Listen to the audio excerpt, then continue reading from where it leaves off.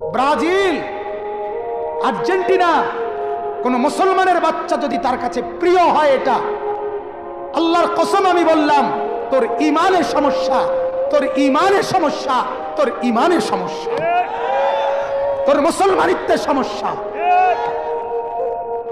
মনে রাখো যুবক, মুসলমানের বাচ্চা যদি হও, একটা ছেলেও যদি বুঝো, ব্রাজিলের খেলোয়াড় কি তোমার বাপ? ব্রাজিলের সমস্ত খেলোয়াড় বেঈমান। বেঈমান কিনা? কথা বলেন না কেন? ব্রাজিলের খেলোয়াড় কাফের, আর্জেন্টিনার খেলোয়াড় কাফের। কাফের কেমনে মুসলমানের প্রিয় হয়? কোন মুসলমানের বাচ্চা কাফের নাম নিয়ে শিক্ষারে কেমনে? কথা বলেন না কেন? ব্রাজিল, আর্জেন্টিনা, কোন মুসলমানের বাচ্চা যদি তার কাছে প্রিয় হয়, এটা আল্লাহর কসম আমি বললাম, তোর ঈমানের সমস্যা, তোর ঈমানের সমস্যা, তোর ঈমানের সমস্যা, তোর মুসলমানিত্বের সমস্যা। মনে রাখো যুবক, মুসলমানের বাচ্চা যদি হও, একটা ছেলেও যদি বুঝো, ব্রাজিলের খেলোয়াড় কি তোমার বাপ? ব্রাজিলের সমস্ত খেলোয়াড় বেঈমান।